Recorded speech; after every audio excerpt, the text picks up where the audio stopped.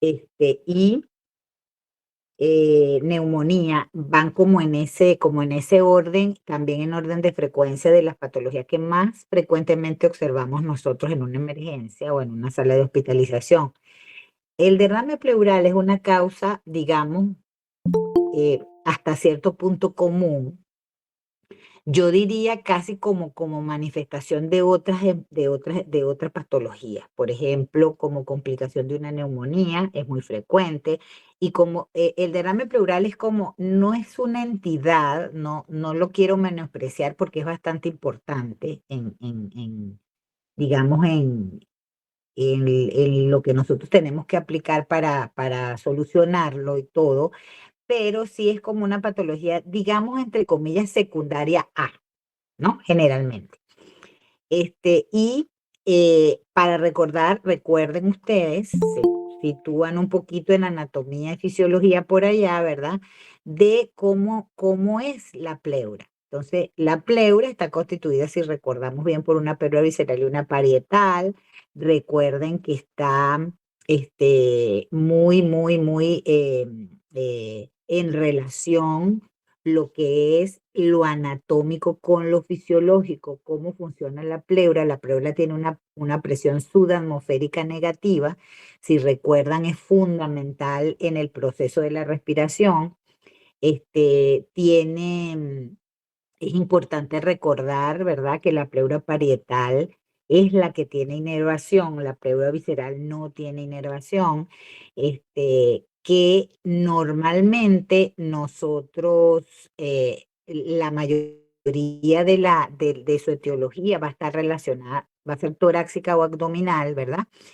Y que la función principal de ella es la expansión y la distribución de las fuerzas en el momento de la respiración, y que ella en verdad tiene un factor protector. Ese espacio pleural cumple un factor protector para el edema, ¿verdad? Funciona más o menos de esta forma. Tenemos que hay una entrada básica, ¿verdad? Hay una entrada básica de más o menos, normalmente nosotros tenemos, no es tan virtual,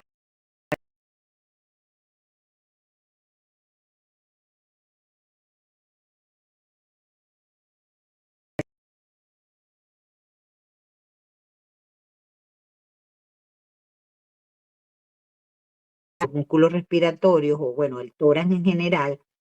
Y ellos tienen, hay una entrada, ¿verdad? Que generalmente va a depender de la microvasculatura bronquial, ¿ok? Y se distribuye y permanece en ese espacio más o menos una capacidad de hasta, pueden ser de 12 a 200 mililitros por día, que pasan por allí, y va a ser reabsorbida por el sistema linfático. Entonces, fundamental esto. Cuando hay disturbios en este equilibrio, ¿verdad? Es decir, hay una... y juega un papel muy importante las proteínas, porque acuérdense, si recordamos un poquito, cuando nosotros tenemos en la célula, para que el líquido, ¿cómo se llama?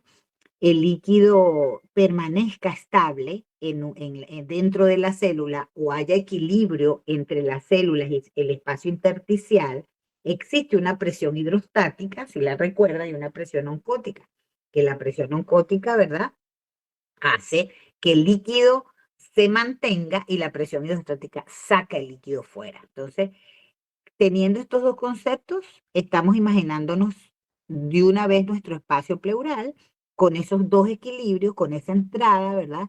Que se equilibra el líquido suficiente y la salida. Entonces, quiere decir que si nosotros cumple un papel importante.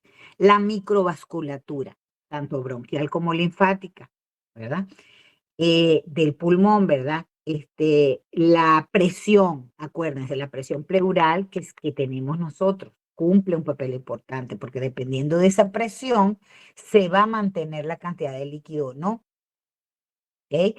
Y si nosotros tenemos, por ejemplo, problemas, disturbios en este equilibrio, si hay un desequilibrio en toda esta, digamos, camino, porque acuérdense que hay dos tipos de absorción de este líquido. Hay una absorción que es por el flujo, que no es por ósmosis ni es por difusión. Entonces, esto no cambia la concentración de las proteínas en el líquido. Entonces, por eso es que hay un equilibrio perfecto. Hay una absorción, la absorción de este líquido hacia los linfáticos es por flujo, ¿ok? Es por flujo, es por cantidad. Entonces, la permeabilidad elevada de la presión capilar pulmonar, perdón, la presión elevada de los capilares pulmonares, la obstrucción linfática, el aumento de la permeabilidad, elementos, por ejemplo, que alteren la pared de los vasos, la pared de la pleuras, la pared en sí de la pleura en sí misma, la obstrucción linfática, todo eso me va a ocasionar que el líquido, que esta absorción hacia los linfáticos no ocurra y se acumule líquido, ¿verdad? Entonces, esa es la razón. Y el derrame se va a dar siempre de dos tipos, va a ser tipo exudado o tipo transudado, eso es importante saberlo. Entonces, cuando nosotros queremos tener una definición del derrame pleural, entonces es líquido en el espacio pleural de manera normal por un aumento en la entrada o una disminución del drenaje, que este tipo de flujo puede ser un exudado o transudado y que tenemos para definir y hacer la diferenciación entre estos dos tipos de líquidos, ¿verdad? Los criterios de Ley, que son muy importantes, dentro de los cuales el radio de de las proteínas y la LDH, pues juega un papel, la deshidrogenasa láctica juega un papel muy importante para la diferenciación ¿cómo se llama? De estos dos tipos de líquidos. ¿Cómo vamos a diferenciar la causa entre estos dos tipos de líquidos si tenemos un transudado o un exudado? Generalmente los transudados se dan por alteraciones en las presiones, ¿ok? Bien sea por aumento de la presión hidrostática, por disminución de la presión oncótica o por alteración de la permeabilidad capilar. Entonces, esto es básico para nosotros, porque si nosotros sabemos qué nos da un transudado y qué nos da un exudado, ¿verdad? Los exudados, por ejemplo, son daños locales y es un daño pleural en sí. El exudado está dado porque hay un daño pleural en la pared, porque es un daño local. Entonces, generalmente se da, por ejemplo, en las neumonías, porque hay una inflamación local, hay una producción, hay una inflamación previa, una necrosis, por lo tanto, una producción de pus. Entonces, generalmente eso pasa al exudado. Y los transsudados, pues, como les acabo de decir. Entonces, la diferenciación es súper importante porque hacia allá va dirigida la etiología, o perdón, hacia allá va dirigida el tratamiento que vamos a tener. Entonces, las causas más comunes de la exclusión, de la exclusión pleural, se lo traje en esta laminita porque me parece que está así como que muy resumidita. Está en inglés, pero es muy facilita porque prácticamente la, la única palabra que ahí digo yo, que la veo que es un poco diferente es heart, que es corazón, pero generalmente todas las palabras tienen conexión como si la estuviésemos diciendo en español, ¿verdad?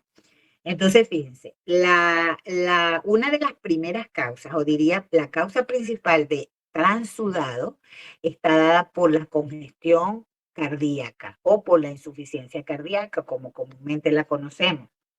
Eh, ¿Qué nos va a diferenciar? ¿Qué tenemos nosotros que tener cuando nosotros tenemos un paciente que decimos, tiene líquido, ok, lo comprobamos? Ese paciente debe tener una historia de enfermedad cardíaca por detrás y deben haber unos signos clínicos que ustedes probablemente ya los vieron, ¿verdad? Como son el edema de miembros inferiores, etcétera, que va a ir acompañando aquello, ¿verdad? Aquel derrame.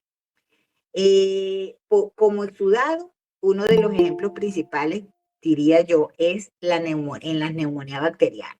¿Qué vamos a tener? La clínica de una neumonía presente dentro de los antecedentes del paciente, tos, fiebre y un infiltrado radiológico, ¿verdad?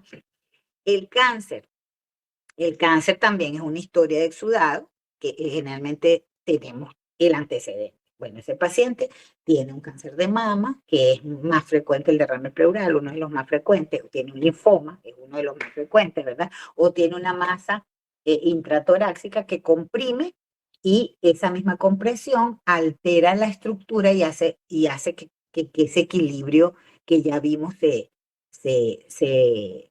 haya un desequilibrio, pues, en la absorción y en la reabsorción, digamos, del líquido hacia los linfáticos. Y el tromboembolismo pulmonar. Yo diría que estas son las patologías principales que nosotros manejamos. Sin embargo, ¿verdad? Existen dentro de los extrasudados otros, como por ejemplo el síndrome nefrótico, en la cirrosis hepática también, y en la sobrecarga de líquidos. Es muy frecuente que cuando nosotros pasamos de líquidos a un paciente, pues ocurra esto, ¿verdad? Ajá. Dentro de los exudados, nosotros podemos tener, por ejemplo, también las enfermedades del colágeno. Muchas enfermedades del colágeno tipo lupus se presentan como exudados, ¿verdad? Como derrames pleurales tipo exudados. Bien, cuando nosotros tenemos a un paciente eh, con una clínica de esto, lo primero que vamos a hacer es el interrogatorio, como en todo tipo de patología que hemos visto hasta ahora, ¿verdad? Entonces, por ejemplo, ¿qué le vamos a preguntar a ese paciente? A ver, chicos.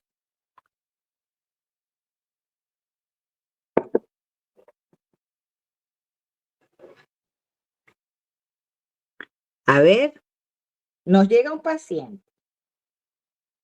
¿Qué creen ustedes que ese paciente me va a decir? Ahí lo tienen, ¿verdad? ¿Cuál es el signo cardinal de un derrame? ¿O qué es lo primero que aparece? Disnea, ¿ok? ¿Me están oyendo? Ah, ok, Sí, pero doctora. como no me contestan, si les estoy Sí, doctora. preguntando y no me contestan, nadie tiene idea de qué le... Doctora, el paciente va a llegar Sí, primeramente pues disnea, con disnea, dificultad para dificultad, o sea, dificultad para respirar, Ok, respirar, ¿y cansancio. qué, y tos. qué, y qué preguntas hacen ustedes a ese paciente? ¿Qué es lo primero que preguntan? Cu- ¿Cuándo comenzaron los síntomas? Si son Exacto, regulares, muy continuos. bien. Comenzó en la sintomatología. Exacto, entonces inicio de sintomatología, porque el inicio de la sintomatología nos va a hablar de un problema agudo, ¿verdad? Generalmente el derrame pleural es de instalación progresiva. Es muy raro que un derrame pleural sea de instalación súbita, solamente en el caso de que, por ejemplo, pensarían ustedes que puede haber un derrame pleural súbito.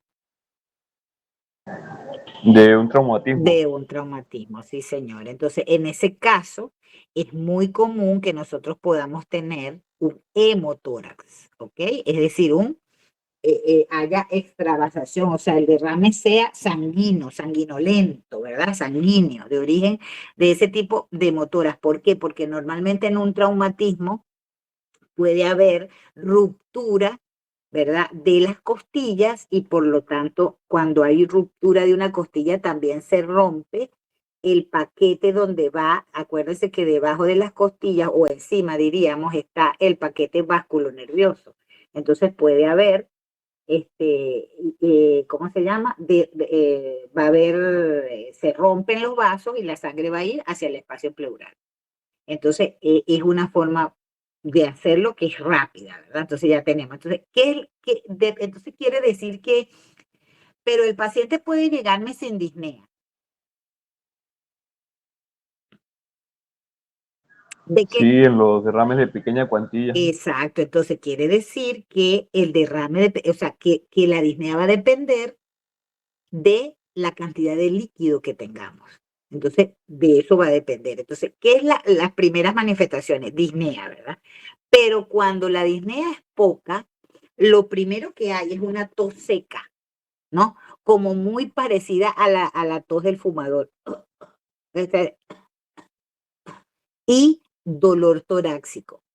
Entonces, va muy, muy, muy, ¿cómo se llama? Muy relacionado con la cantidad de líquido. Entonces, dependiendo de esto, nosotros vamos a encontrar los signos clínicos, por ejemplo, ¿verdad? De hipoexpansibilidad o asimetría en el tórax, ¿verdad? Dependiendo también del derrame. Normalmente, el paciente, si ustedes ven fotografías de qué sé yo, el paciente llega generalmente poniéndose la mano del lado del derrame porque es el tipo de dolor pleurítico que el paciente siente. Entonces el paciente llega con la mano en el tórax del lado donde tiene el derrame. Y nosotros entonces, ¿qué vamos a encontrar? Si ese espacio pleural está ocupado, entonces, ¿qué vamos a encontrar nosotros? Nosotros vamos a conseguir si hacemos palpación, vamos a encontrar disminución, pero normalmente debemos encontrar abolido el murmullo vesicular. Disminución si la cantidad de líquido es poca, por ejemplo. Yo voy a encontrar disminución. Entonces, ¿cuál es la diferencia entre una pleura inflamada y líquido dentro del espacio pleural? Lo da precisamente el murmullo vesicular, o bien la palpación o la auscultación del murmullo vesicular, porque cuando yo tengo simplemente una pleuritis, y hay que tener un oído como el mío, de 30 años de viejo, oyendo, bueno, de 60 años de viejo, pero de 30 años oyendo murmullos vesiculares disminuidos, para hacer la diferenciación. Es muy difícil a veces, por eso les digo yo que es muy importante la auscultación de un tórax sin ropa, ¿verdad? Porque y se necesita mucho oído y se necesita de un buen estetoscopio para oír esto. No cualquier estetoscopio. Así que ustedes cuando les toque invertir, ahorita que necesitan un estetoscopio para ir a las pasantías, traten de invertir en la manera en que puedan un buen estetoscopio, porque es fundamental, tanto para los ruidos cardíacos como para los ruidos de pulmón. Entonces, vamos a conseguir, ¿verdad? Cuando nosotros hablamos de inspección, ya lo dijimos, ¿verdad? Palpación, vamos a encontrar disminuido el murmullo, ¿verdad?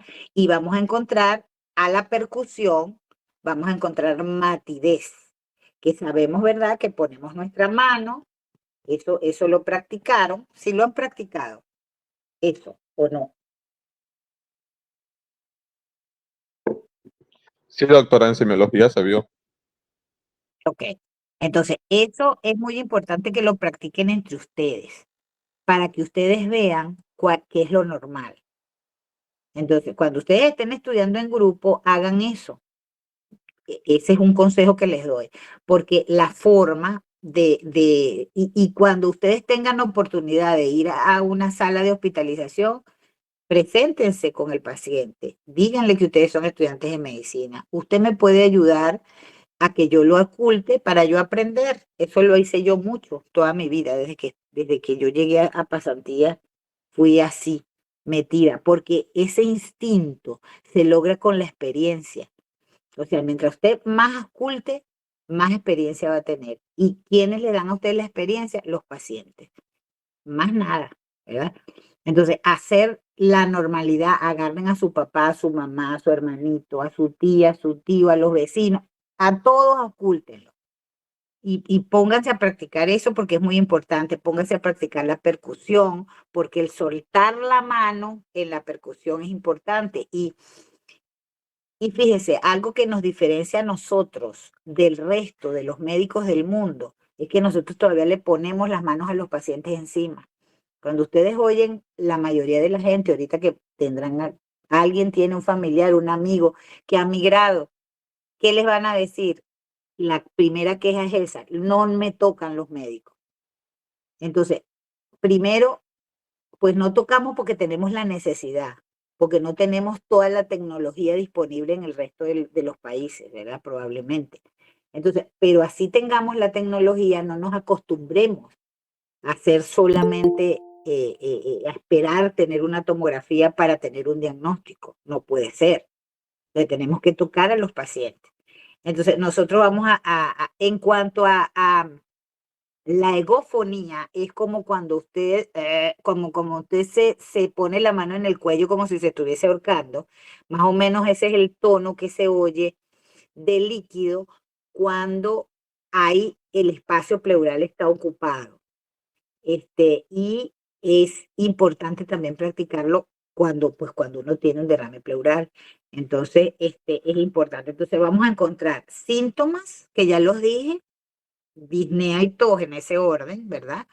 Dependiendo de la magnitud del derrame y todos estos signos. Entonces, yo siempre les digo que hay un dicho que dice que las vibraciones vocales no nadan ni vuelan, sino que cabalgan sobre las condensaciones. Cuando me refiero a que no nadan, quiere decir que no están presentes o están abolidas cuando hay líquido, no vuelan porque también en el neumotórax están ausentes, ¿verdad? Y cabalgan, quiere decir que están presentes sobre las condensaciones. Entonces es un dicho para tener una mnemotemnia que ustedes pueden usar para recordar. Y en cuanto a la radiografía, pues esto es muy importante porque nos va a dar, ¿verdad? Hay que observar muy bien los ángulos, el ángulo costofrénico y el costodiafragmático. Aquí me equivoqué, dice costrofrémico, no es frémico, sino frénico, y el costodiafragmático, que fíjese, que logra borrar cada uno de estos ángulos de 50 a 75 ml el costofrénico. Y más o menos necesito 250 cc, de 50 cc para que se me borre el costodiafragmático, ¿ok? Entonces, casi siempre estos derrames nosotros los comprobamos cuando nosotros tenemos muy poquito, hacemos lo que uno llama una rayos X en decúbito lateral con rayos horizontales, es la forma de pedir esta radiografía y vamos a observar una franja más o menos, ok, fíjese que aquí tenemos las manifestaciones radiológicas que nosotros encontramos ¿qué es lo primero que tú tienes que pedir cuando tú tengas sospecha clínica de un derrame? Pues lo primero es una radiografía. Sin embargo, en estos momentos, aquí, por ejemplo, si usted va a un hospital de mejor categoría que los nuestros, o inclusive en los nuestros, se ha estado empezando a usar muchísimo la ecografía. Porque la ecografía pulmonar está prácticamente desplazando a la radiografía. Primero porque es más fácil. Inclusive antes de yo venirme había un ecógrafo en la emergencia del hospital. No sé si eso se conserve todavía, pero fue mucho lo que nosotros resolvíamos haciendo la información que nos da la ecografía. La sensibilidad es muchísimo, muchísimo, muchísimo mayor. Entonces, sí, una radiografía quizás es lo primero, pero la ecografía está pasando ya a ser las pruebas que más se usan para detectar el derrame pleural. Y porque fíjense, en una radiografía yo tengo que tener un volumen, como ya les dije, por un lado, en un ángulo de 75 y en el otro de 200 a 500. En cambio, si yo tengo una ecografía, la ecografía te detecta hasta 50 ml de líquido en exceso. Entonces, esa es la gran diferencia. O sea, hay una especificidad casi del 95-98% y una sensibilidad mucho mayor que una radiografía. Entonces, ya la ecografía está siendo como el primero. Yo diría que oficialmente aquí vamos a decir que lo que le hacemos es una ecografía al paciente, ¿ok? En vez de una radiografía. Está dejando de ser ya la radiografía lo primero que usted pide en un derrame, sino que vamos a pedir una ecografía. Y por supuesto, la radiografía, quizá dependiendo también de la disponibilidad que usted tenga, pero el deber ser es una ecografía, porque con la ecografía usted resuelve de una vez si este paciente tiene un derrame tabicado o no. Fíjense que aquí vemos ¿verdad? El emitora derecho, completamente limpio, el emitora izquierdo, que si vamos a la otra radiografía, hay un signo muy importante que es este signo, que es como una curvatura que se genera, que se llama signo de Damaso-Ellis, que fue quien los describió. Entonces el radiólogo te reporta rayos X de tórax o rayos X PA de tórax con signo de Damaso. Entonces, cuando eso es signo de Damaso a nivel de quinto espacio, cuarto espacio, segundo espacio, etcétera, etcétera, intercostal. Cuando el derrame está en todo el emitoras, pues dice velamiento total del emitoras. Entonces, ¿qué es muy importante cuando nosotros tenemos?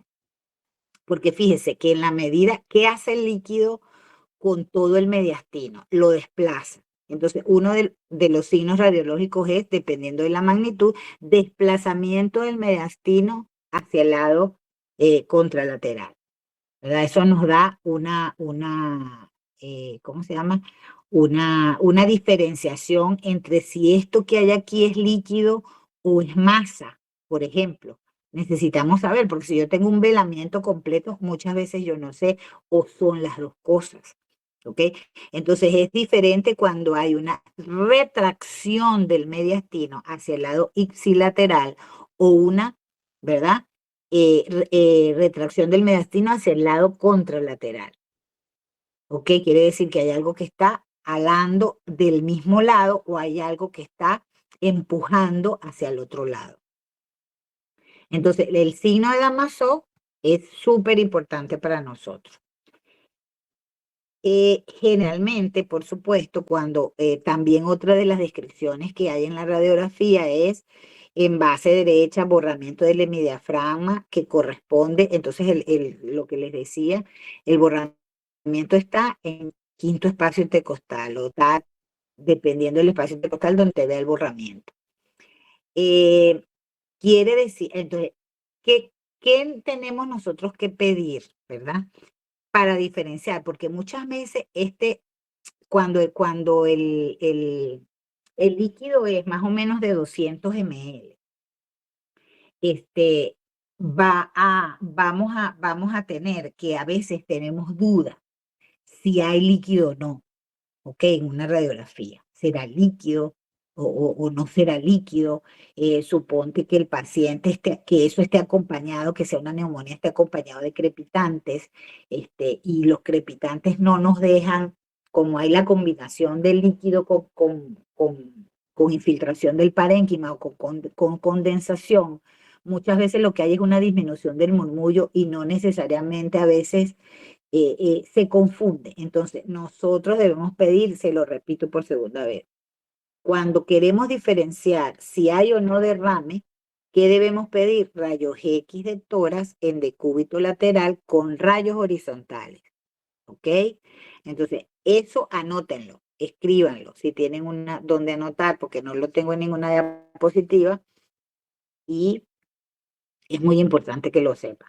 Estas son formas atípicas de los derrames pleurales, ¿verdad? Que se observa, fíjese, como nosotros vemos en la radiografía esta lateral, vemos que se forma como digamos, como una forma de uso, ¿verdad? Esto es porque el líquido está dentro de la cisura. Entonces, fíjense cómo se ve una forma de uso que no es la típica línea de Damaso a la que estamos acostumbrados, una forma esta que se ve una cisuritis arriba. No sé si el señalador lo ven. ¿Lo ven? Sí, ¿no?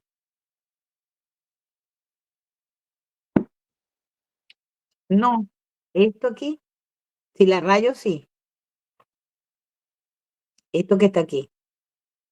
Ok, ahí la rayé en rojo. ¿No? Sí, la rayé, doctora. Oh, ok, entonces, y si vemos aquí, ¿ves?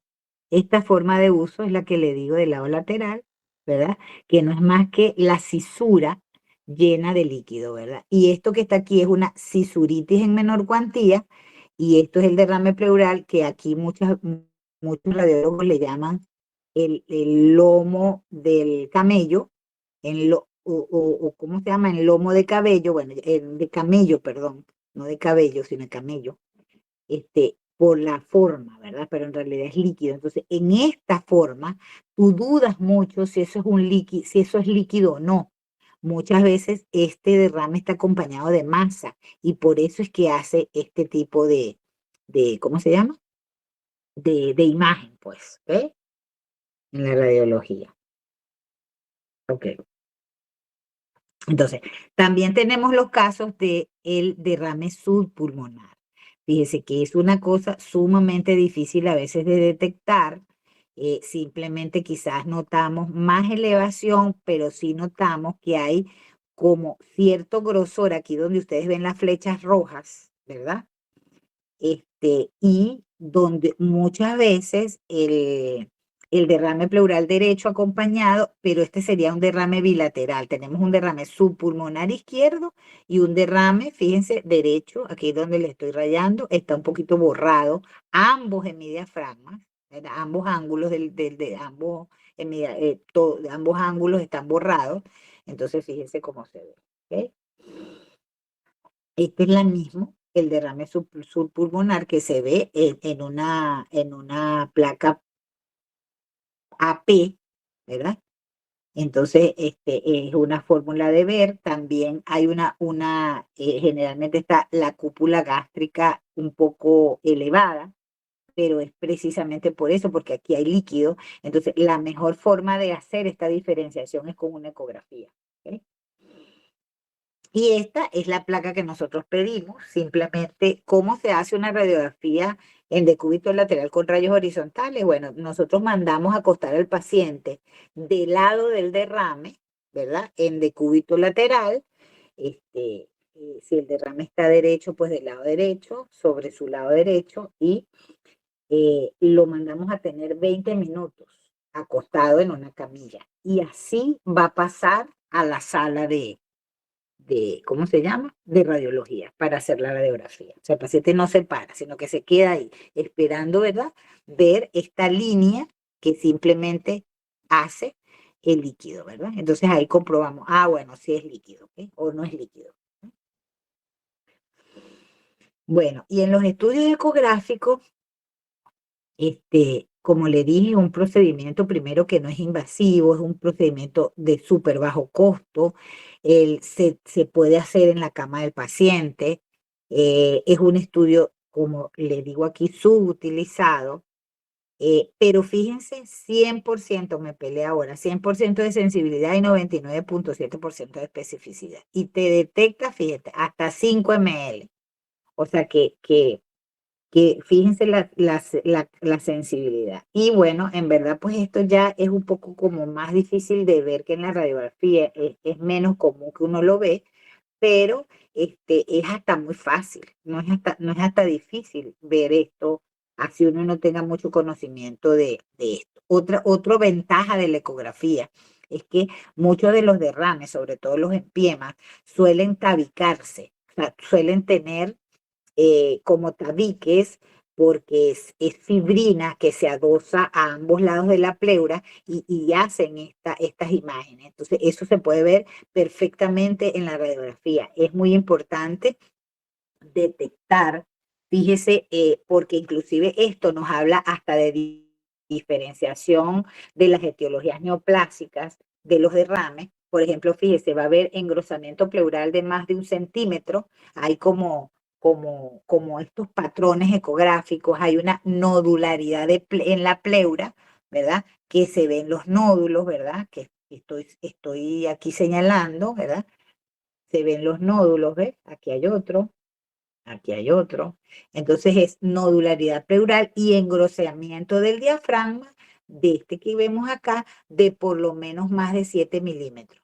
Entonces tenemos un engrosamiento pleural de más de 1 centímetro, ¿verdad? Un engrosamiento diafragmático de más de 7 milímetros y nodularidad pleural. ¿Ok? Eso es los signos que nosotros encontramos de sospecha de etiología neoplásica de un derrame tabicado. Otro estudio, otra ventaja que tiene la ecografía, ¿verdad? Es que cuando nosotros hacemos una toracocentesis, ¿verdad? corremos el riesgo de hacer un neumotórax, que es lo que se hace cuando cuando usted hace la radiología o hace la ecografía y ya comprueba eso, y usted no sabe la naturaleza por los antecedentes del paciente, no le arroja nada, y usted no sabe la naturaleza o la etiología de ese líquido, y usted lo quiere comprobar, el segundo paso que usted va a hacer es una toracocentesis. ¿Ok? Y esa toracocentesis, pues la ecografía tiene esto, neumotoras y punción de órganos mucho menor, porque dependiendo de la cantidad de líquido, ¿verdad? Por eso es que generalmente las toracocentesis se aconseja o se indican, creo que por ahí tengo una lámina de la indicación de la toracocentesis, no me voy a adelantar, pero también la ecografía nos permite evaluar, ¿verdad?, las complicaciones de una toracocentesis después que yo la hago. Eso de forma más rápida que una radiografía, porque usted, como le dije, usted hace la ecografía al pie de la cama del paciente.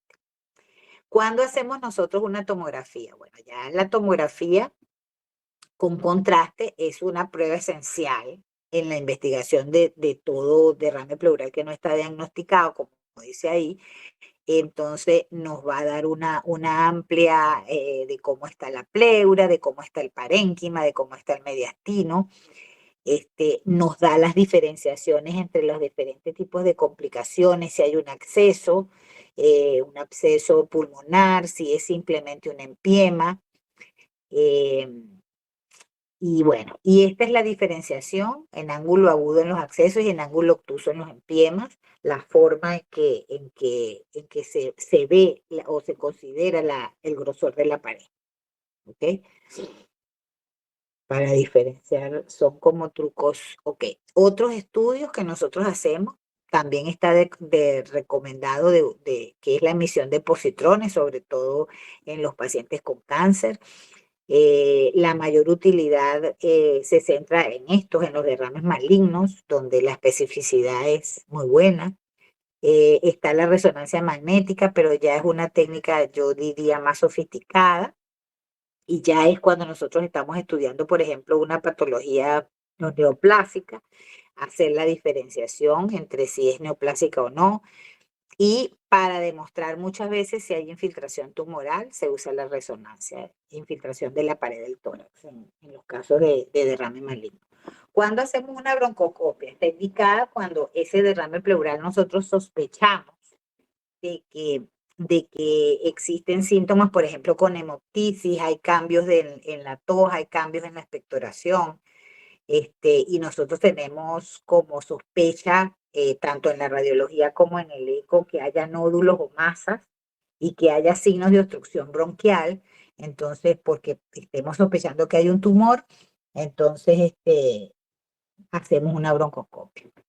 Bien, entonces fíjense, como les decía, el segundo paso diría que nosotros tenemos, después que hagamos la ecografía o la radiología, vamos a tener el primer paso, pues el estudio del análisis de ese derrame pleural. Aquí dice, salvo en los casos de insuficiencia cardíaca, porque es muy evidente cuando es insuficiencia cardíaca. Entonces usted no necesita. Muchas veces usted, ¿qué tiene que hacer en un paciente con insuficiencia cardíaca? Tratar la patología de base. ¿Ok? Usted tiene que darle diuréticos a ese paciente, acomodar su tratamiento cardíaco, a ver si eso reduce. Muchas veces, así la cantidad de líquido sea grande, usted solo con la administración de diuréticos en ese paciente, ¿verdad? Dependiendo de la patología cardíaca, logra mejorar al paciente sin necesidad de hacer una toracocentesis, porque la toracocentesis tiene dos funciones. Tiene una función diagnóstica y una terapéutica. Cuando el derrame es lo suficientemente como para provocar una insuficiencia respiratoria en el paciente, entonces tiene esa doble función, ¿verdad? De diagnóstico y de terapéutico. Entonces, debe realizarse con toda la seguridad.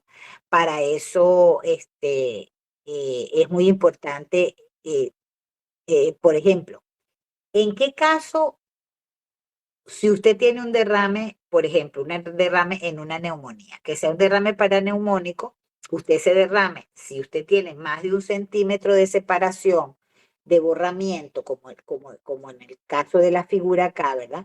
Vamos a hacer la toracocentesis en el sitio de la punción. Eso también se hace guiado por ecografía. Entonces es muy importante. La mayoría de los cirujanos de tórax, porque en realidad, ¿cuál es la especialidad que nosotros tenemos que llamar para hacer esto? Un cirujano de tórax sería el ideal, ¿ok? En segundo lugar, pues estarían los cirujanos. Y yo diría que quizás 20 años atrás, pues éramos los neumonólogos quienes hacíamos esas funciones. Sin embargo, cuando llegaron estas especialidades, pues se les fue dejando a ellos por su carácter de especialidad intervencionista, todo este tipo de procedimientos. Entonces, y hacemos con fines terapéuticos, como les decía, para aliviar, por supuesto, los síntomas perdón, de compresión y de compromiso hemodinámico, o muchas veces cuando es un empiema, cuando nosotros hacemos una punción y eso sale pus, entonces está indicado evacuar inmediatamente eso, ¿verdad? Y eso lo hacemos colocando un tubo de tórax. Entonces, creo que por acá tenemos las contraindicaciones de lo que uno llama pleurocentesis o toracocentesis, ¿verdad? Entonces las contraindicaciones pues son, y digamos, son contraindicaciones relativas. Relativas significa que nosotros tenemos que evaluar que tanto si la magnitud de ese derrame es muy grande, pues vemos en los pacientes anticoagulados, por supuesto, esperamos que quitamos la medicación anticoagulante a las 24 o 48 horas. Podemos hacer la toracocentesis. Si el paciente tiene diátesis hemorrágica, generalmente si uno hace una toracocentesis con mucho cuidado de no punzar un vaso intercostal, pues no debería ocurrir nada, ¿ok? Si la técnica es buena. Por eso es que usted tiene que tener experiencia haciendo este tipo de procedimientos. En los derrames muy pequeños, pues no se utilizan, ¿verdad? Cuando el paciente no coopera, por supuesto, lo primero que usted tiene que tener es la autorización del paciente, y cuando hay una infección en el área donde usted va, que generalmente pues el área es muy grande, porque usted no solamente, ¿cuál es la recomendación? ¿Dónde va a hacer usted una toracocentesis? Generalmente en el punto de, digamos, de mayor, en esta curvatura, en este ángulo que nosotros tenemos, que usted debería hacer en el ángulo costofrénico, bien sea izquierdo o derecho, dependiendo del derrame, pero, perdón, costo diafragmático, pero usted, esta punción tiene que hacerla entre quinto y sexto espacio intercostal, ¿ok? Con línea medio clavicular o línea axilar posterior, porque es el ángulo donde usted va a conseguir la mejor comodidad, donde el líquido está remanente. ¿Ven?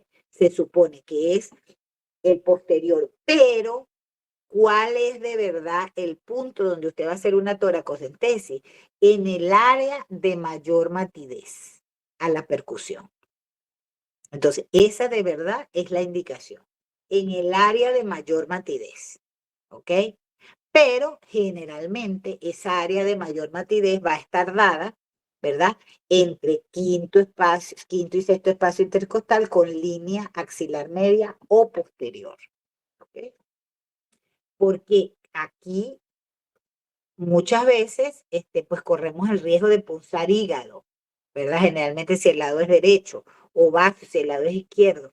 Entonces, depende de esto, por eso es que es muy importante la posición del paciente, con el brazo hacia arriba para tratar de dar el mayor espacio, ampliar el espacio intercostal, ¿ok?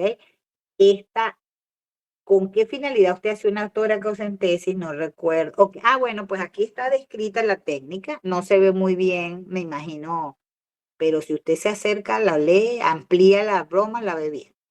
Entonces, primero es, fíjense, informar al paciente sobre el procedimiento, fundamental.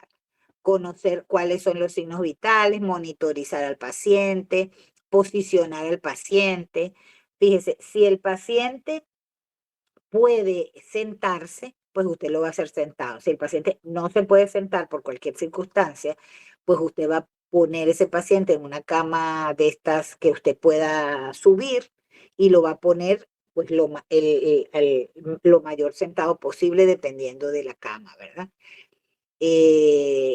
Posicionar al paciente y elegir el sitio, las medidas de asepsia y antisepsia que son fundamentales, bien sea porque usted vaya a tomar una muestra, ¿verdad? De eso, va a anestesiar la piel de forma local y lo va a hacer de adentro hacia afuera, entrando la aguja con el bisel bien hacia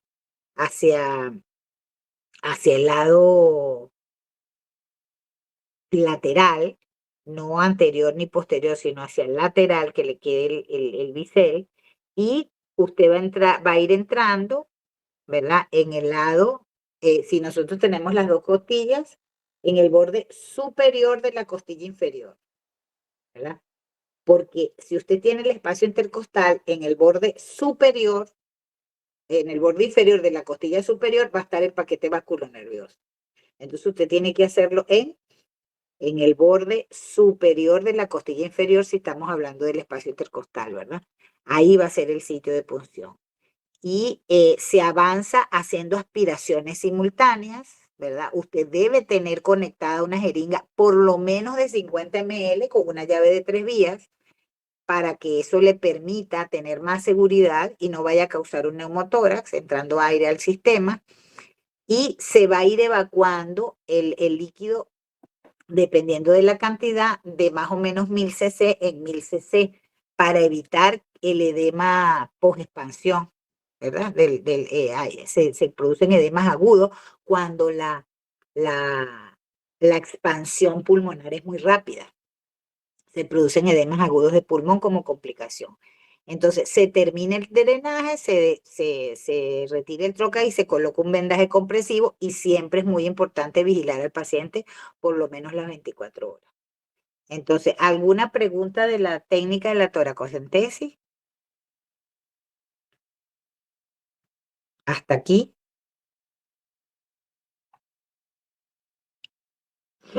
Pues, no, doctora, de mi parte. Ok, entonces fíjense, ¿qué debemos nosotros hacer después de una toracocentesis? Debemos hacer una radiografía, sí debemos solicitarlo. Aunque usted a la auscultación puede corroborar que no causó un neumotórax o lo que sea, para su seguridad, haga primero porque usted va a ver qué tanto drenó. Igual a usted le haya sacado cuánto líquido quedó, si el pulmón espacionó bien, si tras esa expansión se ve alguna imagen, ¿ok? Entonces, es muy importante hacer una radiografía después de una toracocentesis. Yo la hago generalmente, o la hacía casi siempre, ¿ok?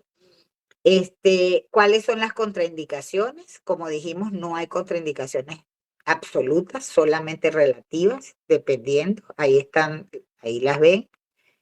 Cuando el derrame es muy pequeño, pues no se hace, se le deja al paciente, se trata la enfermedad de base. Generalmente hay pacientes que usted logra detectar el derrame porque son pacientes, por ejemplo, derrames paraneumónicos, y usted logra detectar el derrame después y está perfecto, ¿verdad? Ok. Bueno, ahí están todas.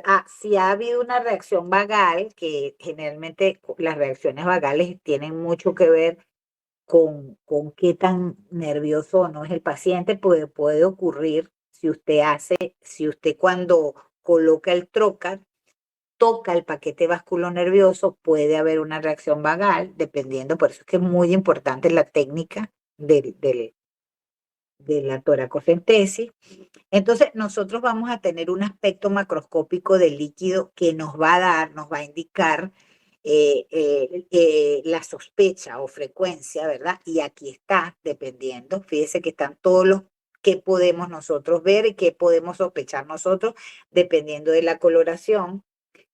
Y tenemos, por supuesto, los criterios de Lai. Los criterios de Lai están dados para diferenciar el transudado del exudado porque, muy importante, que no se me olvidó mencionarlo y que no lo vi ahí que estaba escrito, que cuando la aguja, perdón, la inyectadora debe tener heparina o debe ser de esas inyectadoras heparinizadas que muchas veces nos traen de laboratorio, ¿verdad? Para tomar la muestra, para evitar que la muestra se coagule, se contamine, o sea, la muestra debe llegar no coagulada al laboratorio para que lo puedan procesar las muestras. Entonces, generalmente uno debe tomar mínimo 20 cc, porque esos 20 cc te van a permitir a ti mandarlo a microbiología y te van a permitir aquí definir los criterios de Lai, que están dados por esto, que es muy importante.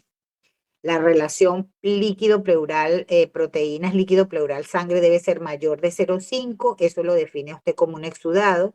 La LDH líquido-pleural sangre mayor de 0,6, eso lo define como un exudado, ¿verdad?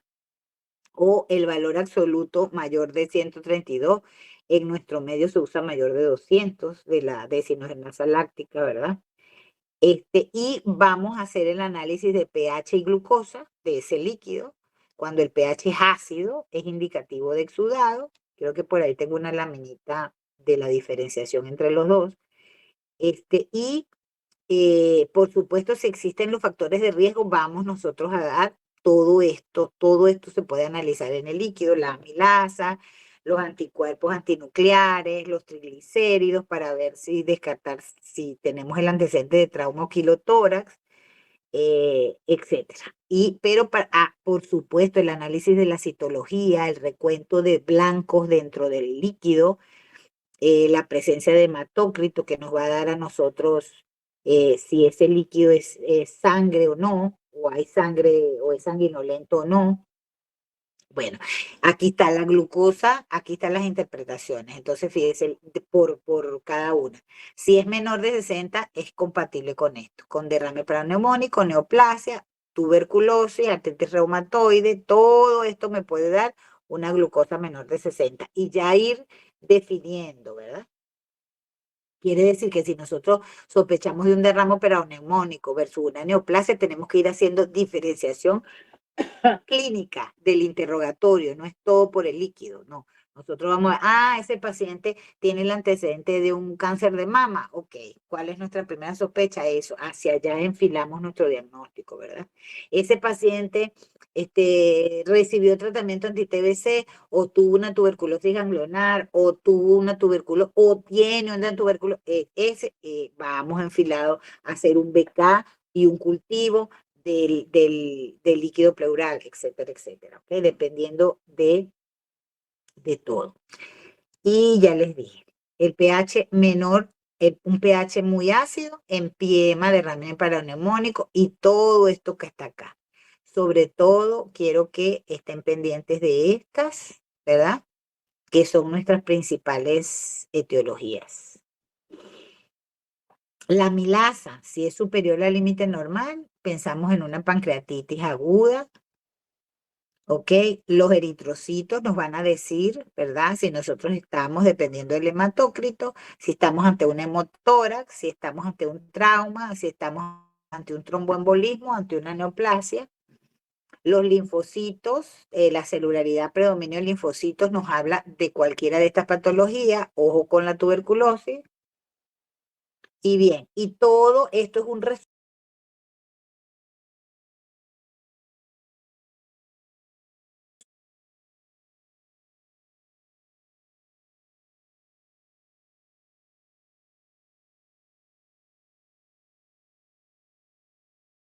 que nos quedamos con el eco aquí, ¿verdad?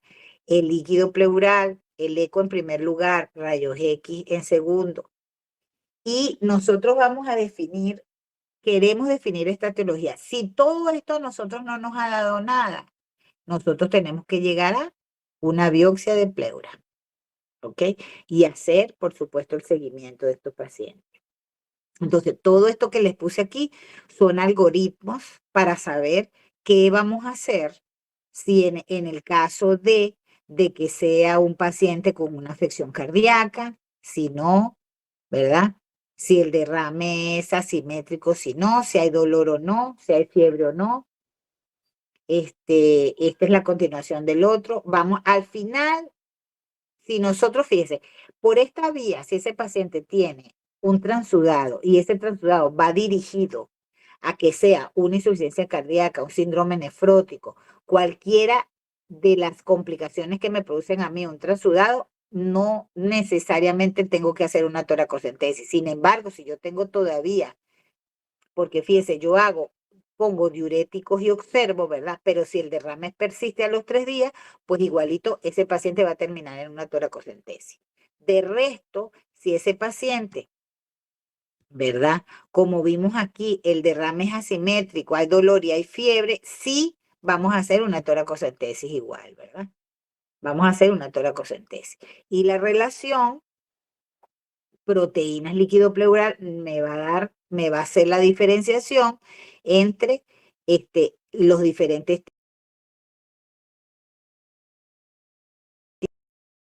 gases. Si es un exudado, pues vamos a hacer el estudio de ese líquido para saber por qué es. Vamos a tener, si ese paciente, el antecedente de una neumonía, ¿verdad? Fiebre, tos, etcétera. Vamos a identificar el germen que lo causó y a tratar con antibióticos. Si ese paciente tiene ok, esto es de presunción, ok, esto es los diferentes grados de confirmación diagnóstica que yo tengo. Yo voy a confirmar, o sea, yo voy a identificar la causa en el análisis de líquido o la biopsia de pleura al final, ¿verdad? Yo voy a tener un diagnóstico de presunción si yo tengo que el líquido me dio a mí un resultado, que la biopsia me dio a mí un resultado, pero que se requieren otros estudios para comprobarlo, para la comprobación de la respuesta terapéutica para su confirmación, ese es un grado de diagnóstico presuntivo. Si yo, el indeterminado me va a dar que las variables o que los resultados que yo obtuve del líquido es compatible con más de un diagnóstico clínico. Entonces tengo que afinar, eso es un diagnóstico indeterminado. Y el idiopático, que es aquel donde yo no logré por todos los medios posibles, incluyendo una biopsia pleural, un resultado compatible con por lo menos 1 o 2 diagnósticos. Entonces así tenemos esa variable. Entonces, ¿cómo se trata? Pues se trata la patología de base en todos estos casos. Se drena si el paciente está muy sintomático, ¿verdad? Se va a drenar, no se van a drenar más de 1200 en el mismo día o en el mismo día, sino que si tiene más de 1200 de líquido el paciente, pues se va a drenar en días continuos, dependiendo, ¿verdad? Y aquí está, más o menos lo que nosotros encontramos en cada una de las características, un derrame complicado, un derrame muy complicado. ¿Cuál va a ser qué es lo que nosotros vamos a colocar? En todos estos nosotros tenemos que hacer toracocentesis, que pueden ser toracocentesis repetidas más antibióticos, ¿verdad? O una toracostomía cerrada. Cuando nosotros hablamos de una toracostomía cerrada, estamos hablando de la introducción de un catéter que se deja, ¿verdad? Con un pleurovac que va a depositar allí, ¿verdad? Que va a depositarse allí el líquido y se deja determinado hasta que ¿cuándo retira uno un drenaje torácico? Bueno, cuando el paciente tiene más de 24 horas sin drenar, menos de 50 ml de líquido, ¿ok? ¿Cuándo se nos complica este panorama? Cuando el derrame es por neumonía, que nosotros estamos ante un empiema. Cuando nosotros colocamos un drenaje inmediatamente. Cuando nosotros hacemos la toracocentesis y nos sale pus, es indicación de un drenaje torácico permanente o una toracostomía cerrada, ¿verdad? Dependiendo de la evolución de un empiema, nosotros podemos llegar inclusive a hacer una toracoscopia de limpieza y hacer una pleurodesis. La pleurodesis es el tratamiento del empiema mediante usted lleva al paciente a quirófano, hace una toracostomía abierta, ¿verdad? Y a través de un catéter, pero ya en quirófano, usted hace o una limpieza quirúrgica de la pleura, ¿verdad? Lo que se llama, usted va a quitar esa pleura, ¿ok? O usted hace una limpieza con antibióticos directa, con un agente antifibrinolítico, también puede usar. Entonces, esas son indicaciones de limpiezas de pleura, ¿verdad? Con antibióticos, y dependiendo, eso sería como ya la cirugía final, ¿verdad? Como el paso final, cuando ese empiema usted no logra sacarlo todo con un drenaje torácico. Entonces ya ha pasado más de 3 semanas, ese paciente ya tiene indicación de ir a quirófano para hacer una toracostomía abierta. Esto es un resumen más o menos de todo lo que es, de cómo actuar, ¿ok? ¿Cómo se llama? De cómo actuar. ¿En qué casos pone usted un drenaje? Esto que llaman ellos aquí de drenaje de grueso calibre es lo que yo le estoy diciendo, es colocar un tubo de tórax, ¿verdad? En el caso de una hemotora, en el caso de un empiema, directamente usted va a colocar un tubo de tórax, ¿ok? Bueno, y aquí terminamos, muchachos, por hoy. ¿Alguna pregunta?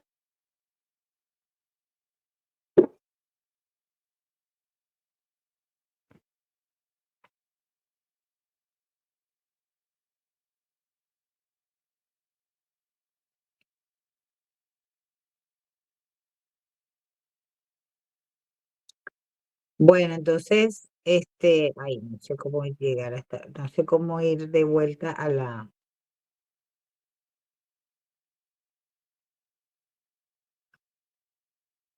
Bueno, ¿todavía están viendo mi pantalla o no?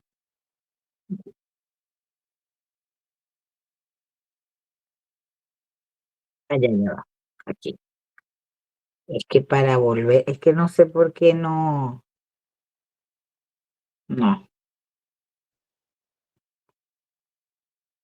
¿Será volver a entrar aquí? Mm,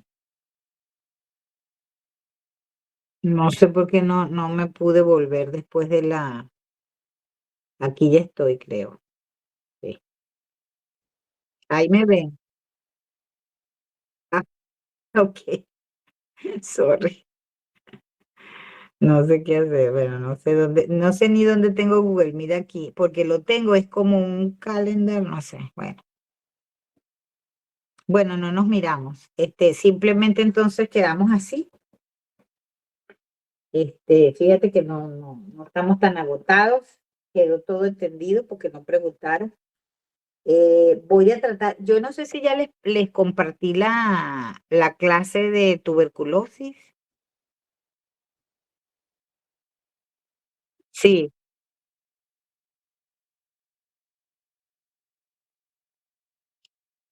bueno, va. Exacto, para que ya vayan, o sea, bueno, de todos modos vamos a ir lento, pero para que si quieren leer alguna vez, bueno, entonces bien, entonces quedamos así. Vamos a hacer las clases esas. Yo voy a tener una semana libre, que es la primera semana de junio, pero claro, ustedes están también muy copados en el horario, ¿no? Entre semana. O sea, les conviene seguir con estas clases los sábados, ¿no?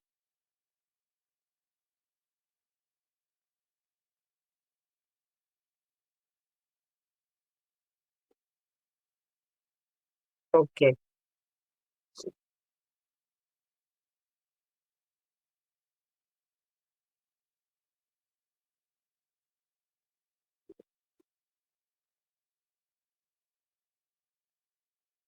Sí, sí, porque es que el problema es que ustedes, por ejemplo, si yo quiero dar en mi horario normal, que no sé qué, creo que es en los miércoles y no sé qué una hora, está entre que ustedes tienen que salir y volver, o sea, porque dónde van porque me dijo que ni siquiera hay internet en la facultad.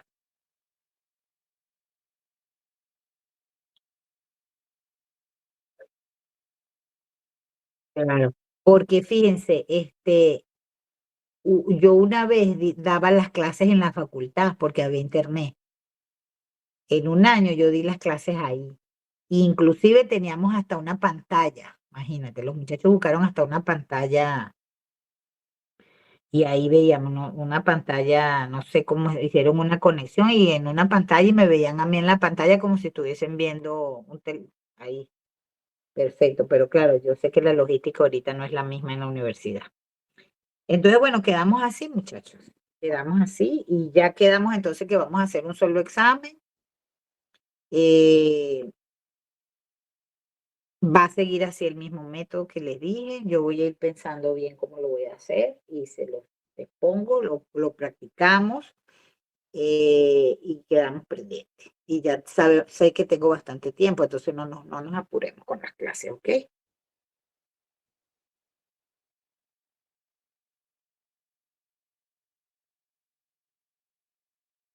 Ok, no hay problema. Sí, sí, no, yo ya entiendo eso. Dile que no se preocupen y bueno, qué bueno que grabaste la clase y que espero que la aprovechen, ¿ok? Dile a ellos que si tienen alguna pregunta, ya yo tengo tu número, que Eli de ahorita está como fuera no la vamos a molestar porque está en reposo, pero bueno, ya igualito ella me escribe, porque ya dice que tiene mejor las plaquetas, que ya no tiene tanto dolor. Entonces, cualquier pregunta que me la hagan llegar a través de ti o de Elide, yo tengo tu número, le dices a Elide que me dé o sea, tú puedes tener mi número también si quieres, para que cualquier cosa pues la canalicen a través de ustedes dos. Ah, claro, claro, sí, yo creo que yo te escribí porque yo no podía entrar, entonces, sí, sí, sí. Ah, ok, ok, ok. Ah, no, sí, sí, ya es que no había leído tu mensaje, yo te escribí, pero no había leído tu mensaje. Bueno, Marco, entonces, gracias por tu apoyo técnico y bien.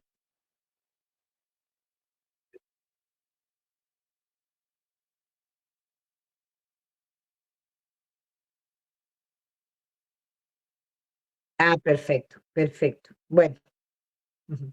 Bueno, estamos viéndonos entonces. Bueno, feliz semana. Bye.